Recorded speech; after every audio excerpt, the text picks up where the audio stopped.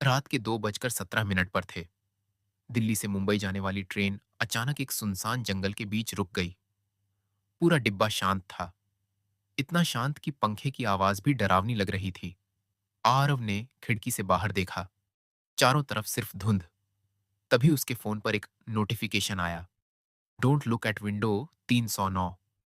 उसका दिल तेजी से धड़कने लगा, क्योंकि वो सीट नंबर उसी के सामने थी। धीरे धीरे उसने नजर उठाई। विंडो 309 के पास एक लड़की बैठी थी, सफेद कपड़ों में, बिल्कुल चुप। अजीब बात यह थी कि ट्रेन में चढ़ते समय वहां कोई नहीं था। आरव ने घबराकर सामने बैठे कबीर को जगाया। भाई, वो लड़की कब आई? कबीर की आंखें खुलीं। उसने सीट की तरफ देखा और उसका चेहरा पीला पड़ गया। अरे, ये पॉसिबल नहीं है। क्यों? आरव फुसफुसाया। कबीर ने कांपते हाथों से पुराना अखबार निकाला। उसमें वही लड़की की फोटो थी। हेडलाइन, 5 साल पहले रूम 309 में गायब हुई लड़की आज तक नहीं मिली। इतना पढ़ते ही ट्रेन की सारी लाइट्स बंद हो गईं। पूरा डिब्बा अंधेरे में डूब गया। और उसी अंधेरे में किसी ने आरव के कान के पास आकर धीरे से कहा, मुझे इस ट्रेन से बाहर निकालो। कबीर और आरव दोनों जम गए। आवाज इतनी पास थी, जैसे कोई उनके ठीक पीछे खड़ा हो। ट्रेन की लाइट्स वापस आईं, लेकिन अब वो लड़की अपनी सीट पर नहीं थी। आरव ने डरते हुए पूरा डिब्बा देखा। सब लोग सो रहे थे, जैसे कुछ हुआ ही ना हो। भाई, हमें अगले स्टेशन पर उतरना होगा, कबीर ने धीमे कहा। तभी ट्रेन फिर चल पड़ी। लेकिन अजीब बात यह थी कि बाहर कोई स्टेशन नहीं था, सिर्फ काला जंगल। आरव ने फोन निकाला, नो नेटवर्क। लेकिन एक नई नोटिफिकेशन आई थी, she is sitting behind you. उसके हाथ कांप गए। धीरे धीरे उसने पीछे देखा, सीट खाली थी। ये कोई प्रैंक है, आरव खुद को समझाने लगा। तभी ऊपर लगे पुराने स्पीकर से खरखराती आवाज आई, नेक्स्ट स्टॉप रूम 309। कबीर अचानक खड़ा हो गया।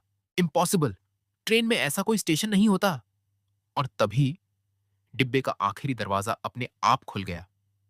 अंदर सिर्फ अंधेरा था, लेकिन उस अंधेरे के बीच एक पुराना बोर्ड चमक रहा था, रूम 309। आरव ने देखा, वही लड़की दरवाजे के अंदर खड़ी थी। इस बार उसका चेहरा साफ दिख रहा था और उसके होठों पर हल्की मुस्कान थी। उसने धीरे से कहा, तुम दोनों बहुत देर से आए हो। काबिर ने आरव का हाथ कसकर पकड़ लिया। उधर मत जाना, उसने फुसफुसाया। लेकिन जैसे किसी ने आरव के दिमाग पर कब्जा कर लिया हो। उसके कदम अपने आप उस अंधेरे दरवाजे की तरफ बढ़ने लगे। जैसे ही दोनों ने रूम 309 के अंदर कदम रखा, धड़ाम, दरवाजा अपने आप बंद हो गया। अंदर ट्रेन जैसा कुछ नहीं था। वो एक पुराना, जंग लगा अस्पताल था। दीवारों पर सूखा खून, टूटी व्हील चेयर और हर कमरे के बाहर एक ही नंबर लिखा था, 309। आरव की सांसें तेज हो गईं। ये ट्रेन कहाँ गई? तभी पीछे से लड़की की आवाज आई, ये ट्रेन कभी कहीं जाती ही नहीं। दोनों ने मुड़कर देखा। अब लड़की का चेहरा बदला हुआ था। उसकी आंखें पूरी काली थीं। कबीर अचानक डर से पीछे हट गया। मैंने मैंने इसे पहले देखा है। क्या मतलब? आरव चिल्लाया। कबीर कांपती आवाज में बोला, 5 साल पहले मेरे भाई की भी इसी ट्रेन में मौत हुई थी। इतना सुनते ही अस्पताल की सारी लाइट्स जलने बुझने लगीं। और तभी कॉरिडोर के आखिरी कमरे से किसी बच्चे के रोने की आवाज आने लगी। दरवाजे पर लिखा था, पेशेंट। 309। लड़की धीरे से मुस्कुराई। अगर सच जानना है तो दरवाजा खोलो। कबीर ने तुरंत आरव को रोक लिया। पागल है क्या? हॉरर मूवीज में यही गलती करते हैं लोग। लेकिन बच्चे के रोने की आवाज लगातार तेज होती जा रही थी। आरव ने कांपते हाथों से दरवाजे का हैंडल पकड़ा और धीरे से उसे खोल दिया। अंदर पूरा कमरा अंधेरे में डूबा था। सिर्फ कोने में एक छोटा सा बल्ब झिलमिला रहा था। कमरे के बीचों बीच एक पुराना हॉस्पिटल बेड था। उस पर कोई बैठा था, एक छोटा बच्चा। उसका सिर नीचे झुका हुआ था, चेहरा दिख नहीं रहा था। त तुम कौन हो? आरव ने पूछा। बच्चा धीरे धीरे हंसने लगा, पहले हल्का, फिर जोर जोर से। और अचानक उसने सिर उठाया। आरव का खून जम गया। उस बच्चे का चेहरा नहीं था, सिर्फ काली खाली त्वचा और बीच में एक लंबी मुस्कुराती दरार। कबीर चीख पड़ा, भागो! लेकिन तभी दरवाजा अपने आप बंद हो गया। पूरा कमरा हिलने लगा। दीवारों पर लिखे शब्द चमकने लगे। Only one can leave. Aarav ने पीछे मुड़कर देखा। वो लड़की अब दरवाजे के पास खड़ी थी। उसने कबीर की तरफ उंगली दिखाई। इसने झूठ बोला है। आरव ने हैरानी से कबीर को देखा। क्या छुपा रहा है तू? कबीर की आंखों से आंसू निकलने लगे। 5 साल पहले मैं भी इस ट्रेन में था। कमरे में अचानक सन्नाटा छा गया और उस रात कबीर की आवाज टूट गई। मैं अकेला बाहर निकला था। आरव पीछे हट गया। क्या मतलब, अकेला बाहर निकला था? कबीर ने कांपते हुए दीवार पकड़ ली। उस रात ट्रेन में हम 3 लोग थे। मैं, मेरा भाई और वो लड़की। कमरे का तापमान अचानक ठंडा हो गया। बल्ब तेजी से झिलमिलाने लगा। ट्रेन जंगल में रुकी थी, बिल्कुल आज की तरह। फिर हमें भी ये रूम 309 मिला। लड़की चुपचाप मुस्कुरा रही थी। कबीर ने डरते हुए उसकी तरफ देखा।